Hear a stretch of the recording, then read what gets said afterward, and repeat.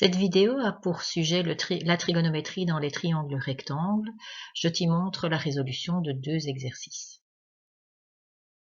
Ce premier exercice concerne un pendule qui va être écarté de sa position d'équilibre, comme on le voit ici sur le dessin. Et donc on va se poser des questions en fonction de l'angle dont il a été écarté et de la hauteur à laquelle il va se retrouver à ce moment-là. Je te laisse mettre sur pause pour bien lire l'énoncé.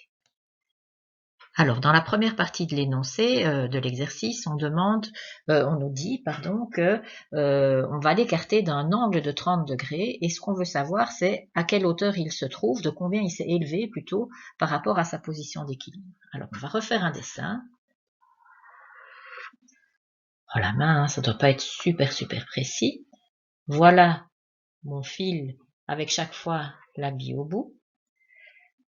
Et je vais devoir déterminer à quelle hauteur, par rapport à la position d'équilibre, je me trouve. Donc, quelle est la hauteur de l'élévation de la bille par rapport à sa position de départ? Ce qu'on me donne, c'est l'angle de 30 degrés là au-dessus.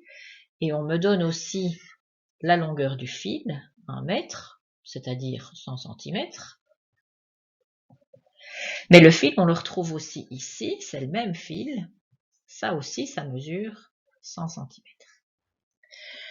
Alors, ce qu'on va faire apparaître, c'est un triangle rectangle, simplement en reliant la bille au fil de départ, je vais dire, par une perpendiculaire. Et donc, on se retrouve dans un triangle rectangle où ce qui nous intéresse, c'est de trouver cette distance-ci, parce que finalement, si je connais cette distance-là, alors je vais mettre des lettres, ce sera plus facile, qui s'appelle A. Si je connais la distance A dans le triangle, comme je sais qu'au total, le fil mesure 1 mètre, d'office, je pourrai en déduire la hauteur d'élévation de la bille. Donc, on se concentre sur le triangle rectangle ABC et je connais l'angle qui se trouve au sommet C, je connais l'hypoténuse, qu'on va appeler B puisqu'elle est en face du sommet B, et je cherche le côté A, qui n'est rien d'autre que le côté adjacent par rapport à C. Et donc, en regardant SOHCAHTOA, je connais l'hypoténuse, 100 cm, je connais le côté adjacent, hypoténuse et adjacent, c'est dans cosinus qu'elle se retrouve, le cosinus de 30 degrés, de 30, on va mettre tout simplement, est égal à la longueur de son côté adjacent, c'est-à-dire ce que je recherche, divisé par l'hypoténuse, c'est-à-dire 100. Donc ça veut dire que 100 fois le cosinus de 30 me donne la longueur du côté A dans le triangle rectangle, et ça, si je le fais à la calculatrice, ça fait 86,666. On va arrondir, on va dire que ça fait 87 cm. Donc on peut faire une phrase, non, c'est pas encore fini, pardon. Ce qui nous intéresse, ce n'est pas en soi la longueur de A, mais c'est la valeur dont la bille s'est élevée par rapport à sa position de départ. Et ça, on sait qu'on va l'obtenir en faisant 100 cm moins les 87 cm qu'on vient de trouver, ce qui donne 13 cm. Ces 13 cm-là sont les 13 cm qui nous intéressaient. On peut donc dire que la bille s'est élevée de 13 cm par rapport à sa position d'équilibre. La première partie de l'exercice est donc résolue. Dans cette deuxième partie, toujours avec le même pendule, on nous donne la valeur dont la bille s'est élevée, donc 25 cm, et on nous demande de trouver l'angle correspondant.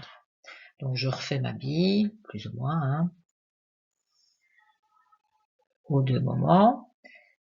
On sait que la valeur dont la bille s'est élevée, c'est 25 cm. Je sais toujours que mon fil complet mesure 100 cm. Donc ici, je peux en déduire que le côté vertical du triangle rectangle mesure 75 cm, 100 cm moins 25. Si je replace mes lettres, B, A, C, ce que j'ai, c'est le côté A, et ce que je recherche, c'est l'angle qui est là au-dessus. Je n'oublie pas que l'hypoténuse est constituée par mon fil et mesure donc encore 100 cm. Je dois donc trouver une relation dans SOHCAHTOA qui va faire intervenir ce que je connais et ce que je recherche. Je connais l'hypoténuse, je connais le côté adjacent de l'angle que je suis en train de chercher. Hypoténuse et adjacent, c'est le cosinus.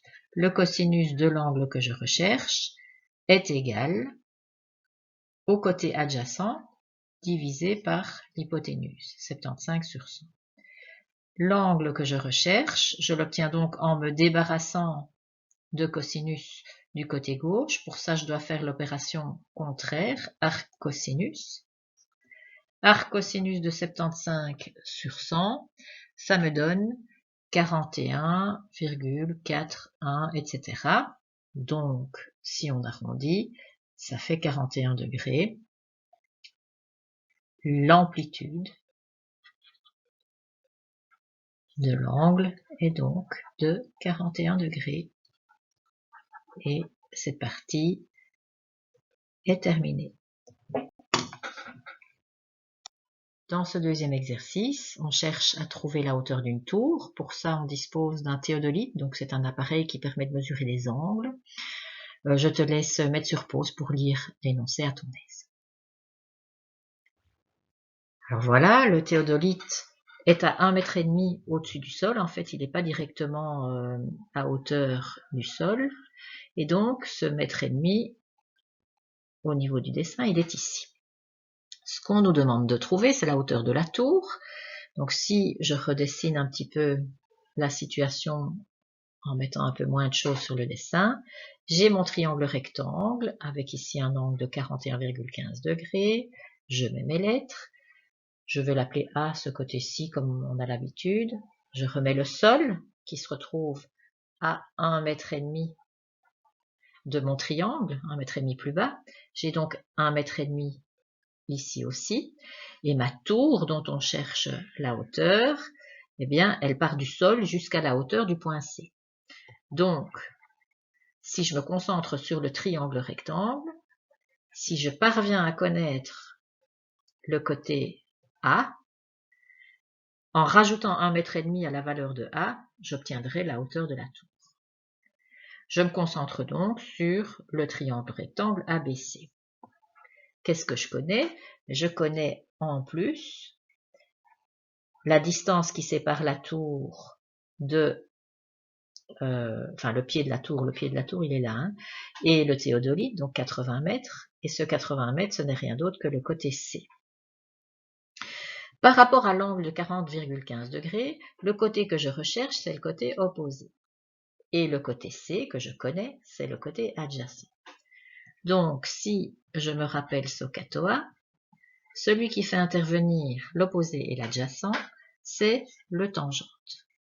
Tangente de 40,15 n'est rien d'autre que le côté opposé, donc A, sur le côté adjacent, c'est-à-dire 80. Je multiplie par 80 pour isoler le A.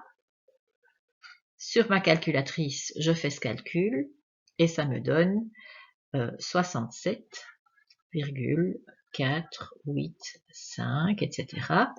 Donc, 67,49 mètres. Je suis bien allé au centimètre près dans ma précision. Attention, ce n'est pas encore la hauteur de la tour. On a bien vu sur le dessin qu'il fallait encore rajouter 1,50 m, ce qui fait 68,99 mètres. La tour mesure 68,99 mètres. Et voilà, c'est terminé.